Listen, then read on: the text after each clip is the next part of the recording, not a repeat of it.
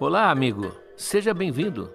Eu sou o professor Moreno e você está ouvindo mais uma vez um episódio de Noites Gregas, o nosso podcast dedicado aos mitos e às narrativas que herdamos do mundo antigo. Olá, ouvintes! Eu sou o Felipe Speck e nós estamos de volta com Noites Gregas. Infelizmente eu peguei Covid na semana passada e nós tivemos que atrasar a publicação desse episódio.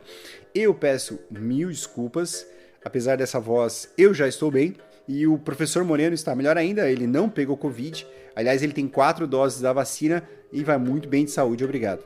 Bom, deixa eu avisar para vocês, especialmente os nossos apoiadores da modalidade Deus, que já está no ar mais uma aula do curso Mitologia na Arte. Lembrando que nós estamos tratando agora da Odisseia, certo? E esse vídeo que a gente publicou é sobre o canto nono, que é um dos mais memoráveis do livro, que é quando Ulisses enfrenta os Ciclopes. Tem inclusive aquele episódio com o Polifemo, que é maravilhoso. Recomendo muitíssimo que você assista com as imagens que nós selecionamos dessa criatura. Eu lembro que esse apoio é muito importante para que a gente possa seguir com o projeto adiante. Se você tiver vontade, puder nos apoiar e tiver interesse, quiser acessar o nosso curso Mitologia na Arte, vai lá em noitesgregas.com.br/apoiar. O link está na descrição desse episódio.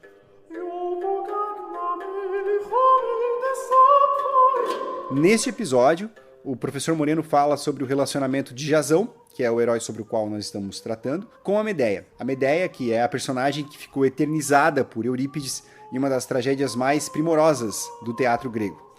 E a história até hoje desperta o fascínio e o terror, porque nos coloca frente a frente com os abismos insondáveis da alma humana. O episódio está excelente. Deixo vocês com o professor Moreno. Um grande abraço, volto lá no final para falar sobre o material exclusivo.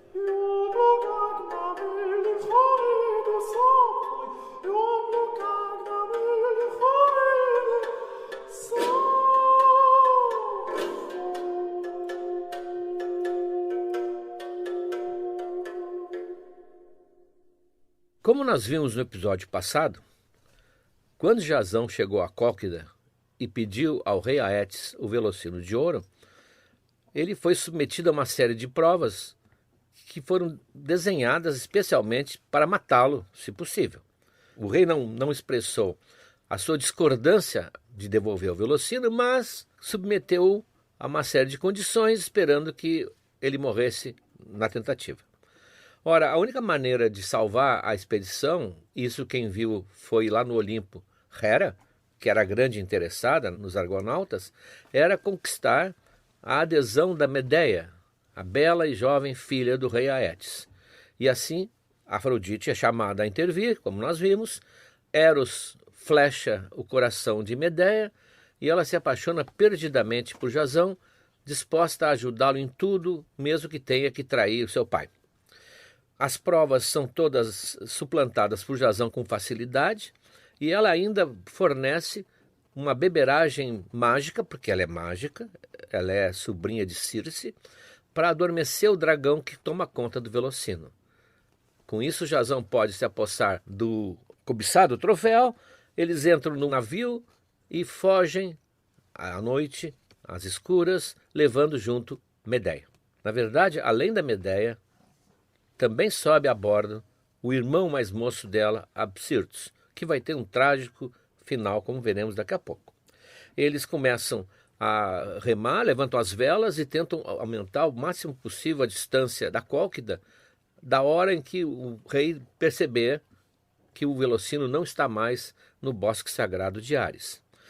Realmente é o que acontece. Quando amanhece, alguém dá conta que os argonautas foram embora, alguém se dá conta que Medeia também foi embora e percebem que o Velocino não está mais lá, o dragão ainda está adormecido. Armam-se os navios mais velozes e saem no encalço do Argo.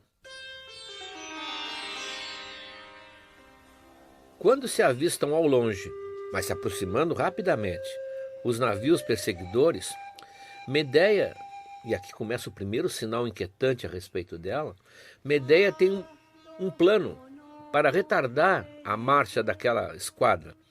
O irmão dela, o Absirto, segundo uma versão, tinha ido a bordo porque ele queria ir junto com Medeia. Gostava muito de Medeia.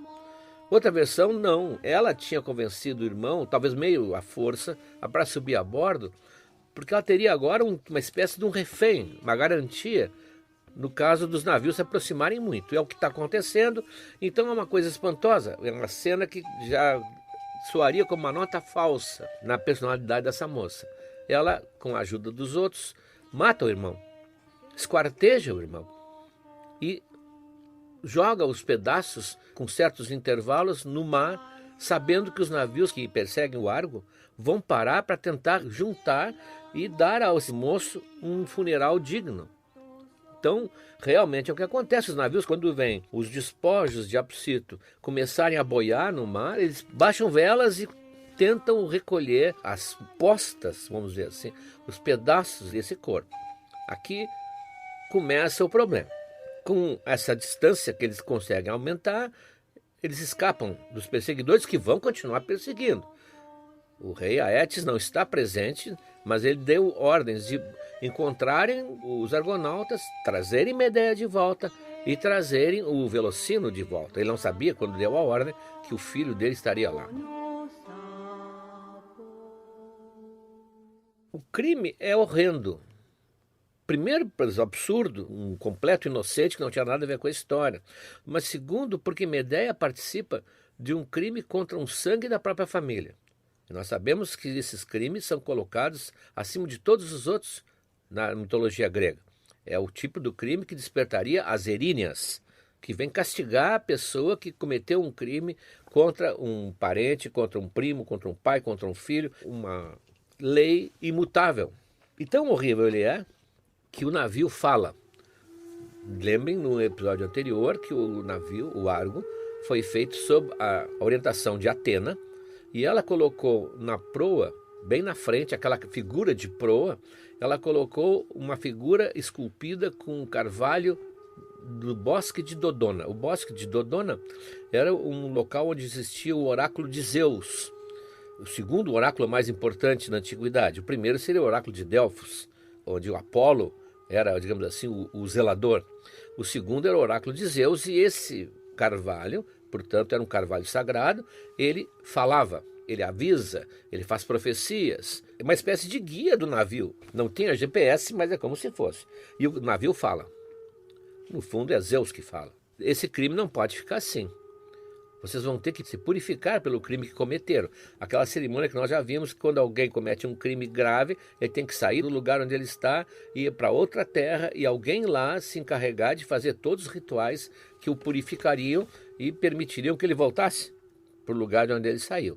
Então a cabeça falante do navio indica que eles devem continuar o seu rumo e ir até a ilha de Circe, que aliás é a tia da Medeia, e lá seguir os ritos de purificação. Seguir o seu rumo é uma coisa um pouco vaga, porque ninguém sabe exatamente o rumo dos argonautas. Já tentaram não, continuam tentando, com mapas, com aparelhos, com computadores, traçar o rumo da ida e o rumo da volta. Não é impossível, porque as indicações geográficas ou são imprecisas, ou porque mudaram com o passar dos séculos e a fantasia impera. A interpretação também manda, então já fizeram os argonautas darem uma volta pela Rússia, descerem o Danúbio, chegarem à Groenlândia, outros até suspeitam que eles tenham chegado ao Brasil. Quer dizer, é tudo um delírio absoluto. Procurar geograficamente o trajeto mitológico, isso não é possível. Então, em vez de se dirigirem à península do Peloponeso, na Grécia, eles seguem pelo mar, sobem em direção à Sicília, atravessam o Estreito de Messina ali e chegam no Mar Tirreno e vão até a ilha, que seria a ilha onde morava Circe. Quem conhece a Odisseia vai reconhecer esse trecho como um dos trechos que Ulisses vai navegar, um dos trechos importantes até da história da Odisseia. Mas Ulisses vai passar por ali uma geração depois, quando houver a Guerra de Troia. Então eles estão fazendo a primeira viagem de Ulisses, de certa maneira. Circe faz todas as cerimônias necessárias e eles então voltam. E ao voltarem, eles vão encontrar a famosa Ilha das Sereias. A Ilha das Sereias, onde elas ficam à espreita, em cima de um rochedo, esperando os navios que passam para atraí-los com o seu canto e devorá-los. Nós não estamos falando, eu já expliquei isso uma vez num episódio anterior, Não estamos falando da sereia celta, a pequena sereia, mermaid, aquela que tem corpo de mulher e cauda de peixe. Não, aquilo é a sereia de uma outra tradição. Ela é perigosa também porque ela atrai os marinheiros para o fundo do mar, como a nossa Yara, da mitologia indígena. Mas essa é a sereia grega. É um pássaro com cabeça de mulher, garras e que são canibais. Elas atraem os incautos para devorá-los. E o rochedo onde elas moram está cheio de ossos dos que caíram no famoso Canto das Sereias. Então, na Odisseia, como nós vamos ver, Ulisses tapa o ouvido dos seus marinheiros com cera e ele se amarra no mastro e tem o privilégio de ouvir o canto delas. Nos Argonautas, Orfeu, que é um dos tripulantes, que é o maior poeta do passado, da antiguidade, aquele que, quando tocava, toda a floresta parava para ouvir, ele empunha a lira e vai para a proa, e ali ele toca e canta de uma maneira que as sereias que se preparavam para cantar cala a boca, ou cala o bico, na verdade. Baixam as penas, baixam a crista e ficam quietas. Elas não conseguem se opor à beleza da música de Orfeu. Só para constar. Muito bem.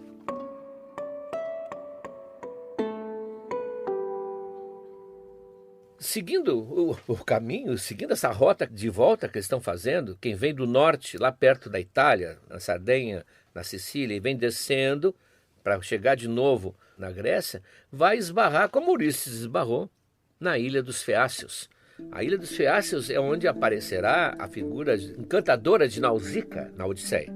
Mas aqui Ulisses não passou ainda, evidente, passará depois. Chego na Ilha dos Feácios, e a Ilha dos Feácios é apontada como um verdadeiro paraíso, quase um Éden no Mediterrâneo, porque lá, não só pela beleza da natureza, como também pelo governo que ela tem. O rei Alcino e a rainha Aretes, ou Aretes, como quiserem, são amados pelo povo, são extremamente sábios, são pessoas humanas, na melhor expressão da palavra, como o próprio Ulisses vai ver. E eles simpatizam com o Jasão e com a Medeia, porque o Jasão e a Medeia formam, na verdade, um casal enamorado. Os dois juraram amor e realmente se amam e despertam aquela simpatia que sempre um casal feliz desperta. Mas imediatamente após, ou quase imediatamente após a chegada dos argonautas à ilha, que são tão bem recebidos, chegam também os perseguidores. Os perseguidores alcançaram. Mas, claro, como eles estão pisando num território que não é deles, esses marinheiros da Cólquida se dirigem ao rei e dizem: olha, rei, essa moça é a filha do rei Aétes, e o Jasão a raptou, e estão roubando o velocino de ouro, nós pedimos que o senhor os force a devolver. O rei, que é sábio, disse: eu vou decidir amanhã, hoje eu vou pensar. E dispensa solenemente, os marinheiros que saem para os seus navios, não vão tentar absolutamente nada contra ele. Mas a mulher, a rainha, evidentemente que a mulher, ela diz: não, tu vai me dizer agora qual vai ser a tua decisão. Não, quero saber. E ele, evidentemente também, porque é a mulher dele, diz: não, eu vou fazer o seguinte, se eles já dormiram juntos, já está feito. Então, um casal, eles têm direito de seguir a sua vida. Se não, bom, aí eu vou ter que seguir o protocolo entre os reis, afinal, e vou mandar de volta a Medeia. Imediatamente a rainha sai correndo e vai lá e diz: olha, o negócio é assim. Se vocês entendem o que eu estou dizendo, vocês estão salvos. Se não, então eles saem do palácio e, junto com os argonautas, promovem um casamento noturno numa caverna próxima ao mar, muito alegres. E no dia seguinte, quando vêm os comandantes da Cólquida, o rei diz: olha, sinto muito, mas eles são casados. Estão casados, e aqui na minha ilha ninguém vai desmanchar um par que casou. Eles pensam, eles vão embora.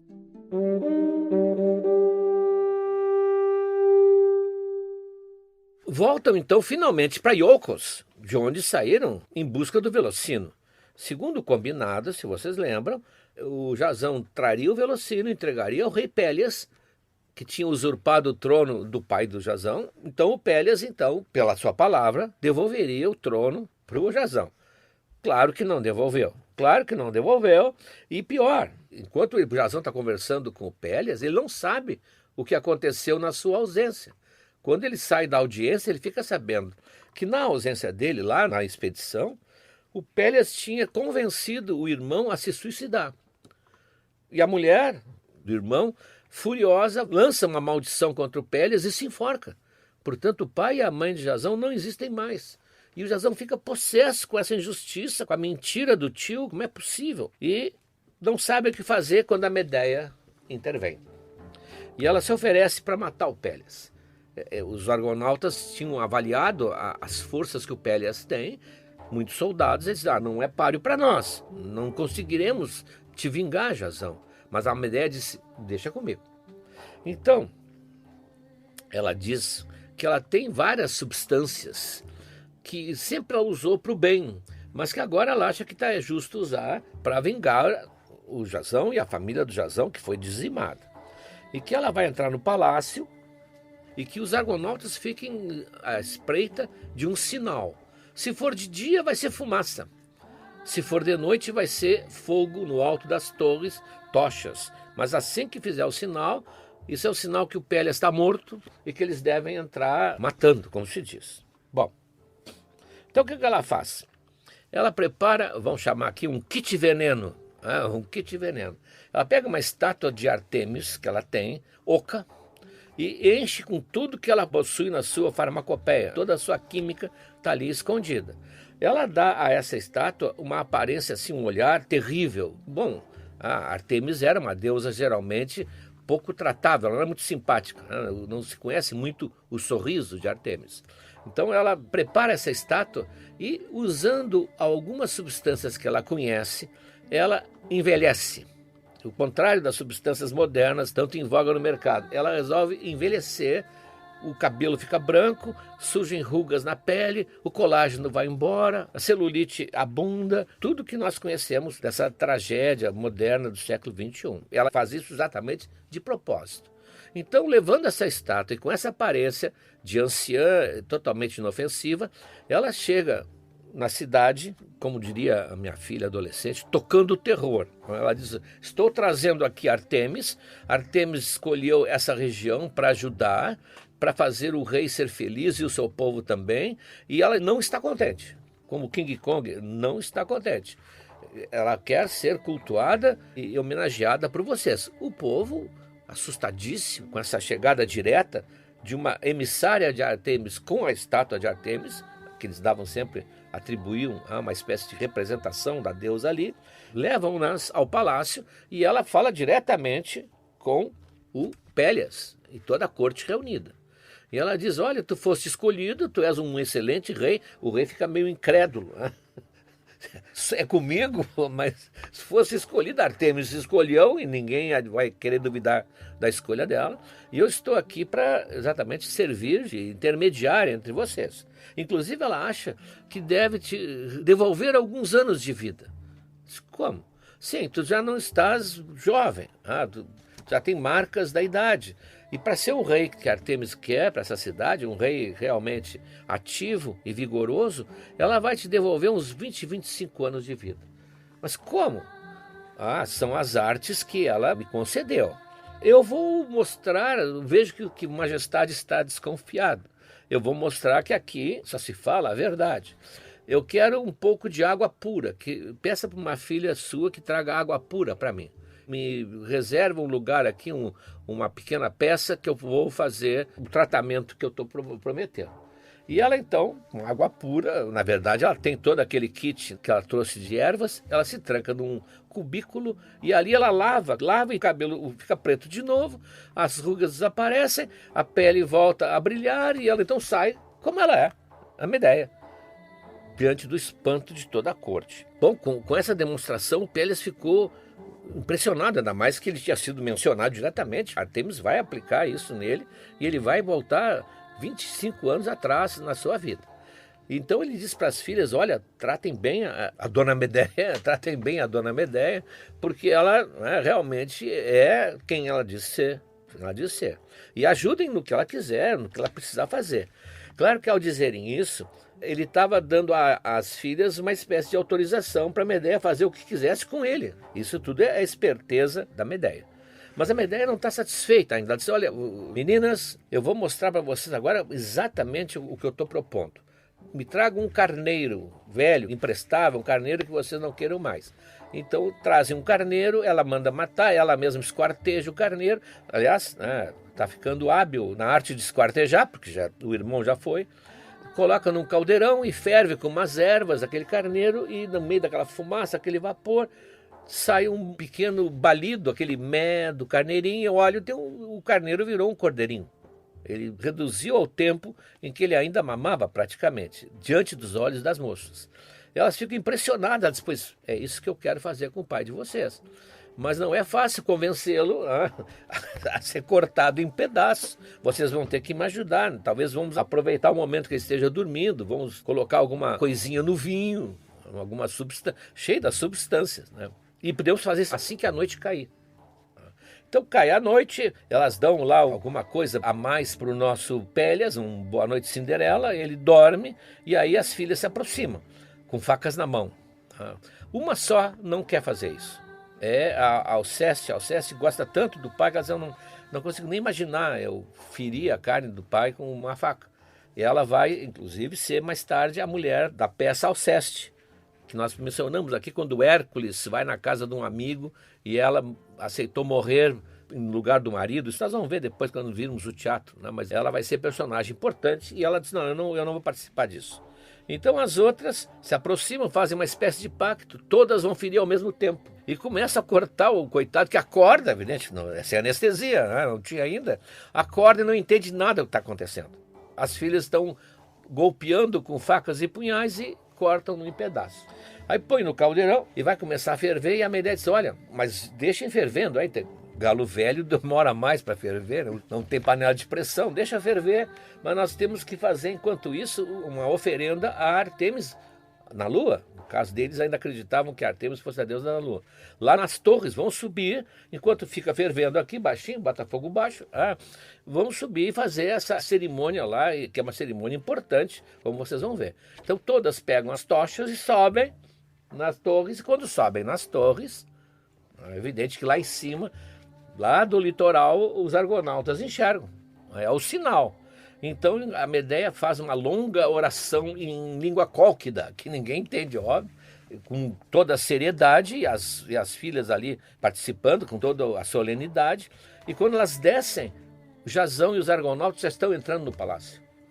Então elas se dão conta que elas mataram o pai, ferveram o pai, agora é apenas um monte de carne cozida, sem tempero. Terminou ali a vida do Pélias.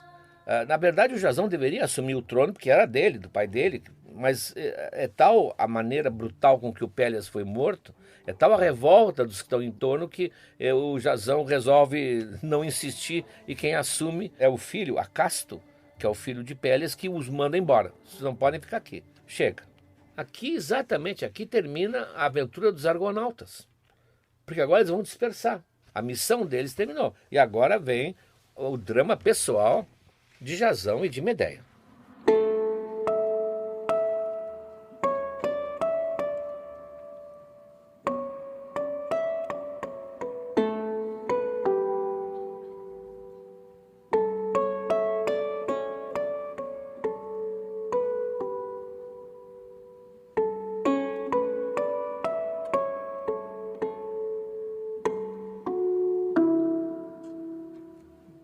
Começa agora o drama pessoal de Jasão e de Medeia.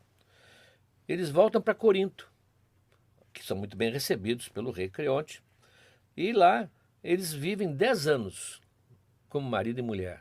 Têm filhos, são felizes, a Medeia é respeitada, embora ela seja bárbara.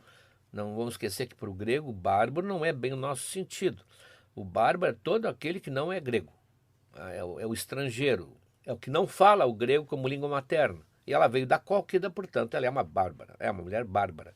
Não é no nosso sentido pejorativo, mas é um sentido talvez mais seriamente jurídico na Grécia.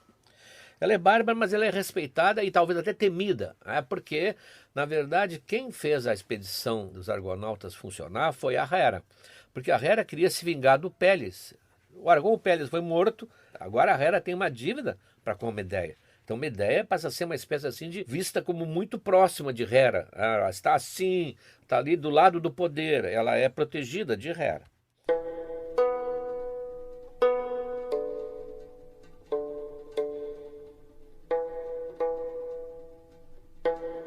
Durante todo esse período, é o que dizem, a Medeia sempre foi apreciada e admirada pelo Jasão.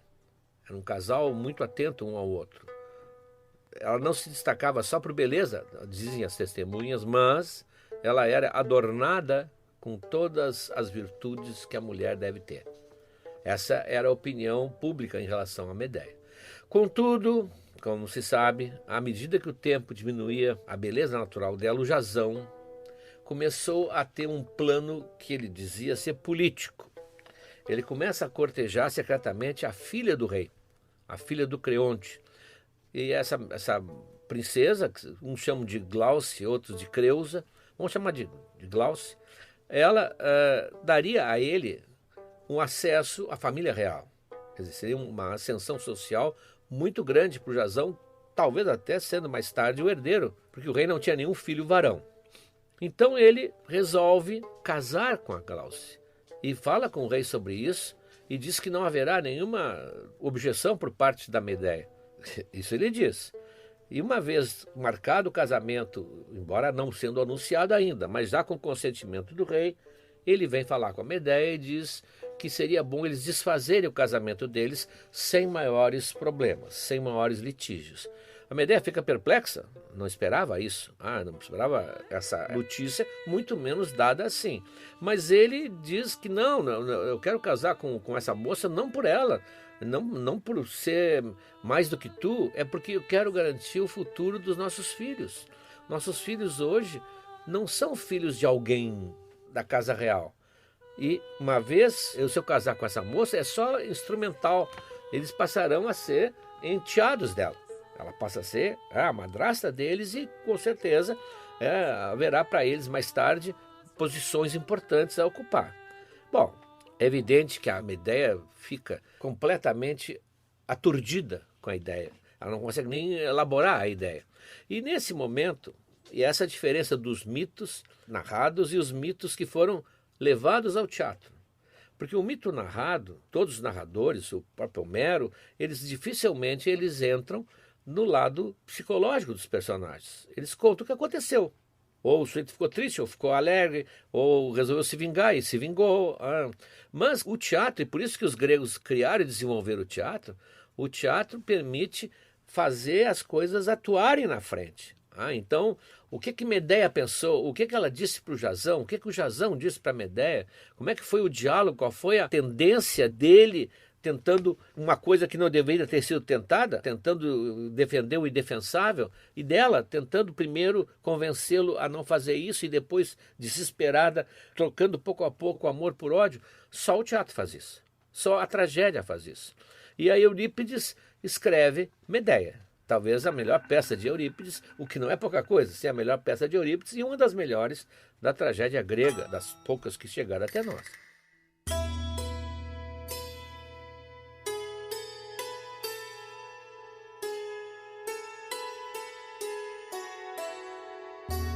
Ali sim se vê o debate, não do um com o outro, mas interno da Medeia.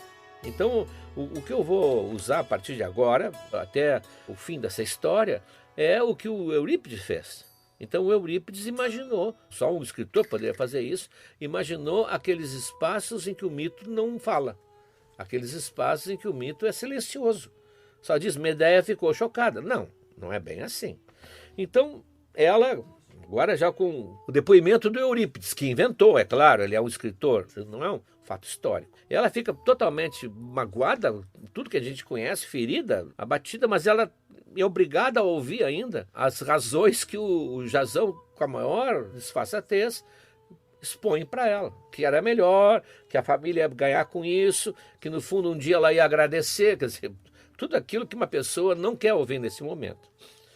E ela ainda tenta invocar, ela diz, mas olha, eu fiz tanta coisa por ti, aliás, é uma frase, né, dolorosa, eu me transformei nessa pessoa que eu sou hoje, essa pessoa má que todos temem, eu me fiz criminosa por tua causa. Tu não tem uma gratidão? Evidente que nós sabemos que nesse momento não existe gratidão, ainda mais da parte do Jasão, que é um herói que perdeu ao longo da história a sua aura de herói que ele tinha quando partiu nos Argonautas. Ele é um homem acomodado, preocupado com as aparências, preocupado com o poder, etc. E ele, em vez de ficar quieto, virar as costas e baixar a cabeça e não vou dizer mais nada, não, diz ele, tu não contribuísse tanto assim como tu está dizendo para a minha vida. Foi Afrodite que fez, tu apenas foste um instrumento de Afrodite. Eros lançou a flecha e tu fizeste o que eles disseram. Ainda mais que tu tens essa exigência tola que as mulheres têm de amor. Cada vez os que me ouvem, ou as que me ouvem, estão percebendo que cada vez ele se afunda mais, né? Aliás, diz ele, seria, frase que ele diz textualmente na peça, seria melhor a raça humana, se a raça humana pudesse se reproduzir sem a ajuda das mulheres. Os males desapareceriam da face da terra. Bom, então, claro que nós estamos vendo aqui Eurípides, e Eurípides é o último dos tragediógrafos gregos na ordem cronológica. Tá? Primeiro veio Ésquilo, depois veio Sófocles, que mais ou menos fica contemporâneo alguns anos com Ésquilo, e depois veio Eurípides, que fica mais ou menos contemporâneo com Sófocles, e o Sófocles morre e o Eurípides continua a escrever, e é o último grande tragediógrafo. Ele é o mais preocupado com as mulheres, é o que soube mais entender as mulheres, tanto que o Aristófanes, que é o comediante da época, zombava dele, talvez até por zombaria de amigos, colocando-o sempre disfarçado nos festivais femininos, tentando ouvir o que elas estavam dizendo. Ele é realmente um homem que mais se aproximou da mulher na Grécia, do escritor que mais se aproximou dos sentimentos, inclusive.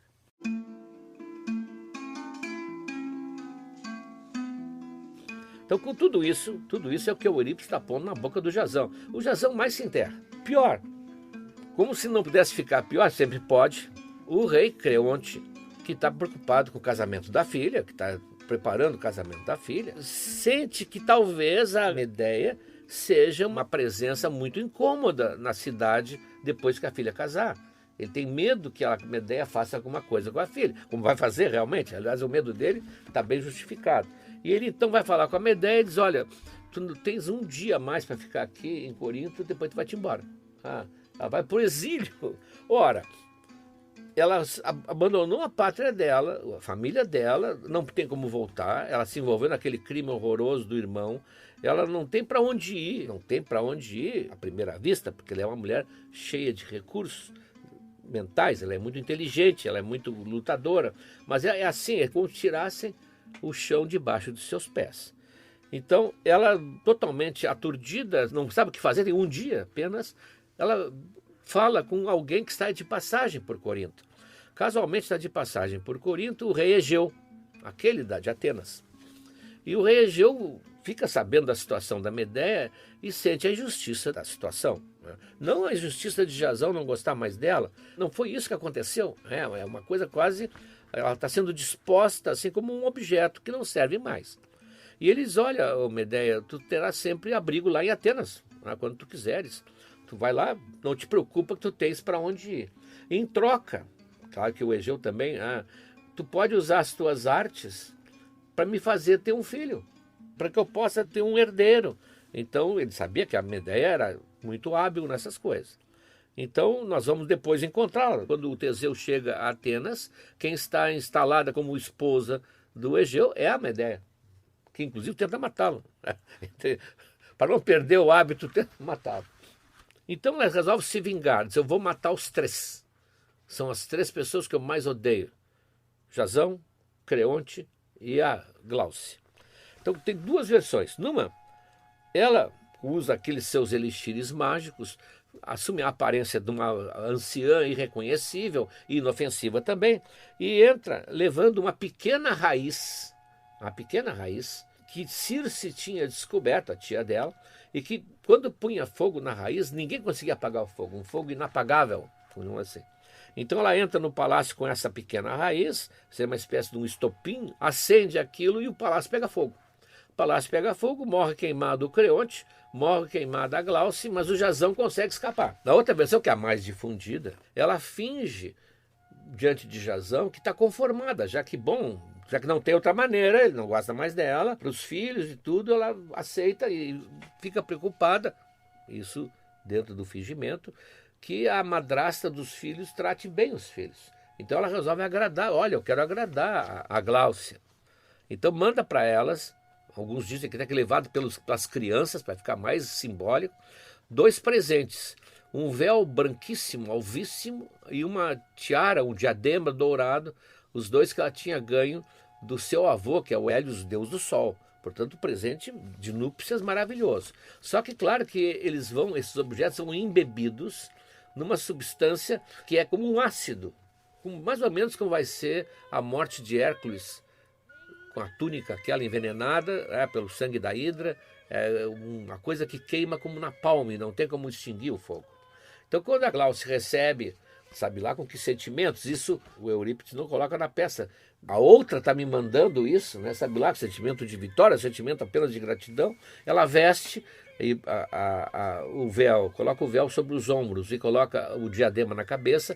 Ela começa a queimar, e queimada a carne até os ossos. E o pai, desesperado, tenta tirar aquilo da filha e também morre queimado junto. Só o Jasão escapa. Então, nas 2 tentativas, ela mata os 2, o pai e filha, mas o Jasão escapa. Bom, e então, ela não se dá ainda por satisfeita. Ela decide matar os filhos.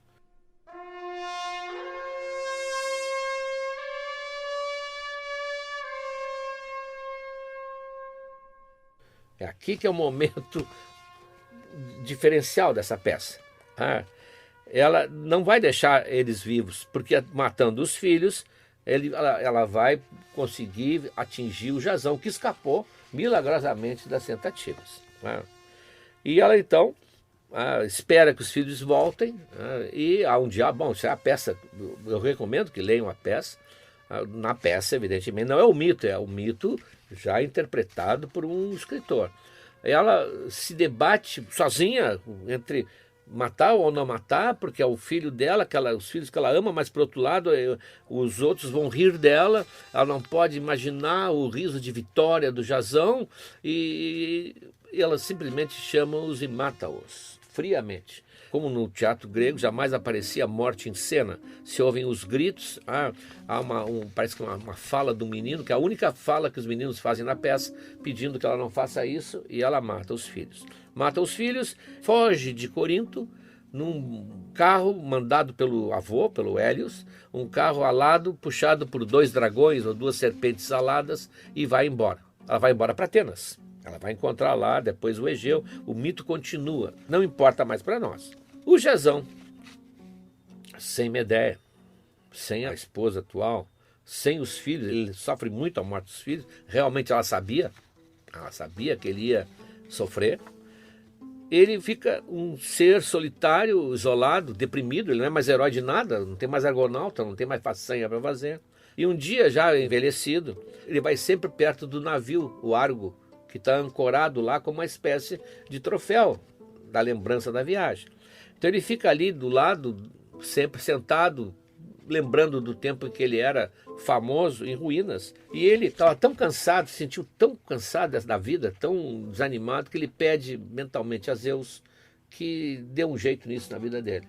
Então, subitamente, a cabeça de Pro, a famosa cabeça de Pro de Carvalho, separa do casco e cai lá de cima, esmagando o Jasão que estava lá embaixo. Ele morre, portanto, de uma maneira anti-heróica, pelo próprio navio que o tornou tão famoso na mitologia. Bom, há muitas versões da Medeia. Aqui no Noites Gregas a gente sempre vai tentando procurar a versão que mais se torna coerente na narrativa. Não quer dizer que seja a oficial, porque não existe versão oficial para mito algum. Se alguém disser isso para vocês, ele é simplesmente um mentiroso. A Medeia tem dezenas de versões, uns que matou o filho, outros que matou foi o povo de Corinto, furioso porque ela matou a princesa e o rei, outros que ela não matou. Bom, não importa, a má fama dela é indiscutível. No começo, nas primeiras versões dos mitos, ela era uma mocinha, uma princesa como ela era mesmo, e ela não fez nada além de ajudar o Jasão naquelas provas. Não tinha a morte do irmão, não tinha nada. Mas, com o tempo, até porque ela é uma mulher destoante da sociedade grega, né? Uma mulher, no mínimo, ela tinha iniciativa, ela não se submetia, começam a simplesmente exaltar, destacar o lado dark dela. Tanto que ela chega hoje, em geral, com uma má fama terrível, né? Ela tem realmente uma má fama. Quase uma serial killer. Convenhamos que não é muito exagerado. Veja, ela fugiu da Cólquida porque traiu o pai e o seu país e matou o irmão. No caminho, né? Esquartejada, é só, simples. Ela fugiu de Iolcos porque matou Pélias. Ela fugiu de Corinto porque é responsável por 4 mortes. A Gláucia, o rei Creonte e os 2 filhos dela. Ela foge de Atenas depois de tentar matar o Teseu. Quer dizer, ela não, como dizia minha avó, se estivesse viva, e se ela conhecesse a Medeia, porque a minha querida vozinha não conhecia a mitologia grega, ela diria, essa moça não é flor que se cheire. Realmente, ela não dá para boazinha. O que o Eurípides faz é mostrá-la como uma mulher normal, com os mesmos sentimentos, submetida aos sentimentos que uma mulher ou um homem tem, principalmente em relação ao amor. Como disse um autor, é um ser humano com suas fraquezas e os seus excessos. Nada mais humano que esse conflito furioso entre a sexualidade e o amor parental. Nada mais humano que a angústia da separação e a tristeza do abandono, como todos nós sabemos. Mas até aí a Medeia foi apresentada não como uma princesa ingênua, nem como uma assassina serial killer, mas como uma pessoa normal. Claro que criminosa, se estivesse no nosso direito penal, ela seria punida e seria presa. Mas não é aí que está o problema. O mas é um grande mas. Eurípides também foi o primeiro, em todos os que contaram esse mito, a chamá-la de infanticida. Porque havia todo um contorno, assim, a pessoa rodeava o assunto. Ele é que diz, não, ela matou e mostrou na tragédia, ele tenta mostrar como é que ela foi chegar a isso, como é que ela chegou à morte, como é que ela debateu esse assunto, o que ela disse para si própria. A Medeia de Eurípides é um exemplo único de infanticídio na mitologia. Corrijo, há muitos infanticídios na mitologia. O Hércules matou os filhos, a Ino matou os filhos, outros tentaram e não conseguiram, mas não é esse de matar os filhos. Sempre na mitologia, é tamanha a estranheza desse ato, que eles sempre escolhem uma divindade ou uma demência que ataque o autor do crime. A pessoa nunca está no seu juízo.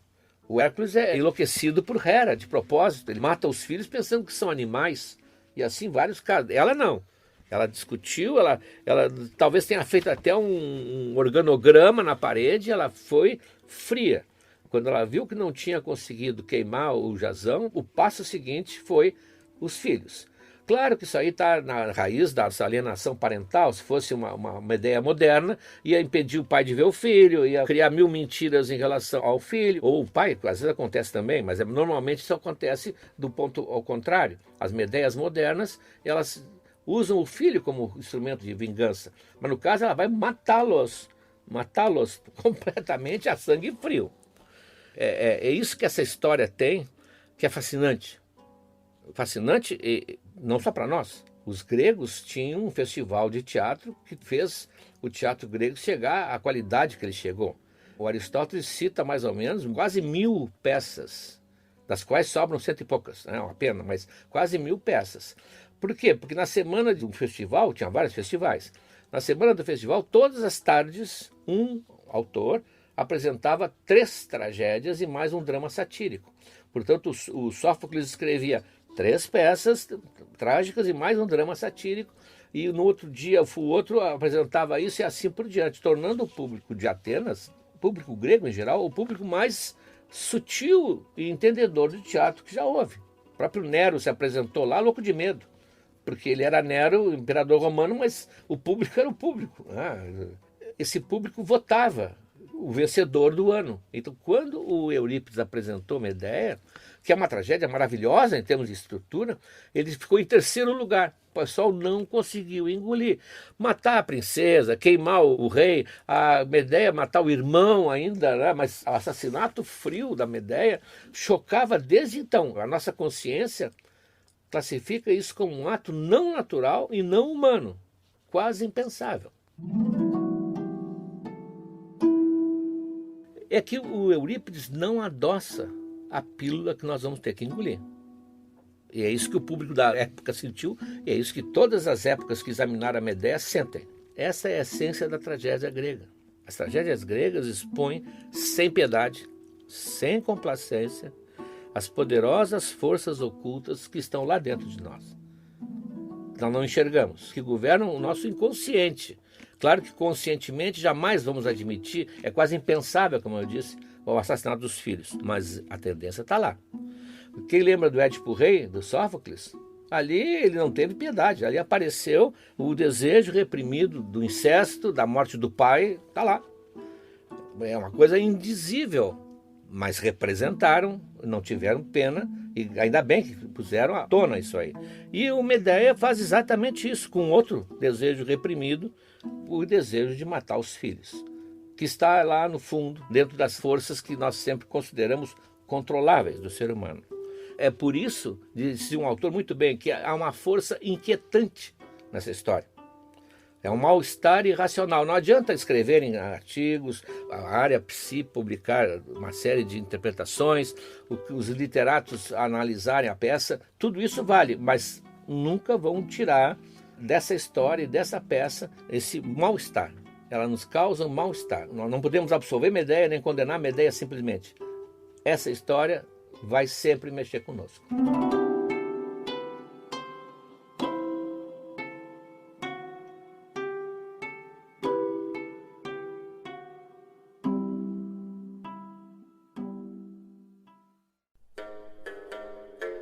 O que nós preparamos de material exclusivo para este episódio para os nossos apoiadores? Nós temos 3 textos de 3 autores indispensáveis para quem gosta de mitologia, para quem estuda mitologia e especialmente para quem quer entender um pouco melhor a Medeia. O primeiro é um texto do Apolônio de Rhodes, do livro Argonáutica, que é o livro que trata da história de Jasão e dos argonautas. É o trecho em que o Eros faz a Medeia se apaixonar perdidamente pelo Jasão.